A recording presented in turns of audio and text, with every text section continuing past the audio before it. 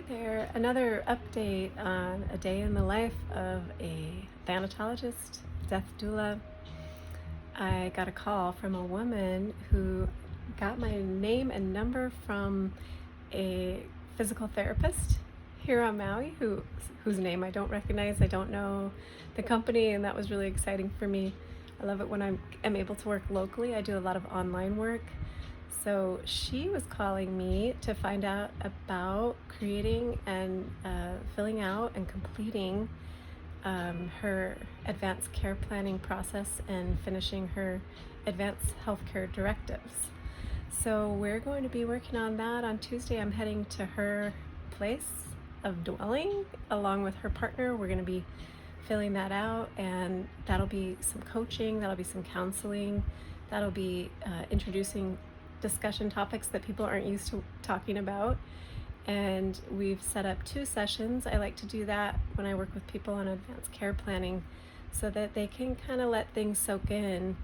It looks fairly straightforward when you first look at the form, but when you start thinking about these things, the specifics of artificial nutrition, tube feeding, CPR, whether you want your healthcare power of attorney, agent, surrogate, it's called different things in different states, who you want for that, who you want for your alternate person.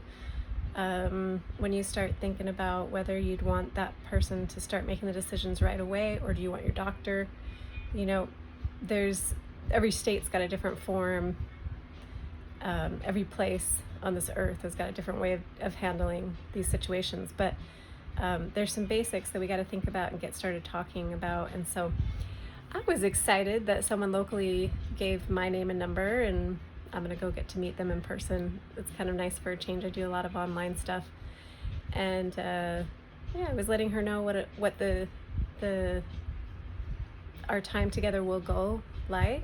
And I really like people to have some time in between sessions. We meet once, and then they have some time to kind of let it all set in and discuss it in private with the people they need to discuss it with, and have some dreams during that time, and have some review and revision in their system, their nervous system. One thing I told her, she had some concerns. She had seen a person go into surgery. She wasn't wanting to have that happen at her age, if certain situations, but she's like, how do you know how it's going to happen? And I said, we absolutely don't know how our death will go. What we do know is that we have sometimes we have some intuitive hits, or we have fears and concerns. And so by writing out anything that's come up for you that you've noticed, is really good to get it down on paper. And no, in the heat of the moment, a physician, a doctor, let's say you went to the ER or you were in a critical condition of some sort, they're not going to be reading that. But the person who you designate is going to be the one who's making decisions for you if you can no longer, and they will read that. And so you leave it in a place where they know where it is, or you have them read, best case scenario, you have them read it beforehand. So that kind of thing. And then the other thing that happened to me today, let's see, I had a one-on-one session with one of my clients who's in my long-term, my longer program, grief coaching program.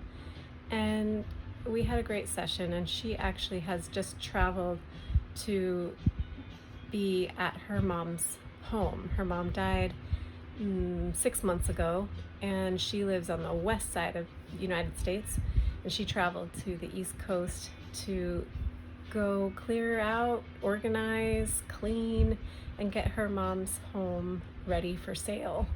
And that is the home where she spent a lot of time as a teenager. The home she grew up in is like just a few houses down. So there's a lot to sift through emotionally. There's a lot to sift through practically. A lot of forms, that she's filling out as she closes the estate. But to be actually back in, we sat on a Zoom call, and she was sitting in her mom's kitchen. So a very heartfelt conversation, and we also made a lot of headway in terms of where she's aiming her arrow now as she works through her grief, as she says goodbye to her mom, as she closes her mom's life, and it's not an easy task. And her mom happened to be one of the organized people on the planet who had filled out an advanced healthcare directive, who had chosen where she wanted and communicated to her daughters where she wanted her ashes buried. And so that was lucky. And even still, this woman has described it as devastatingly exhausting to close out someone's estate. There's just a lot to do with death certificates and accounts, and lives are complicated after being in one house for 40 years.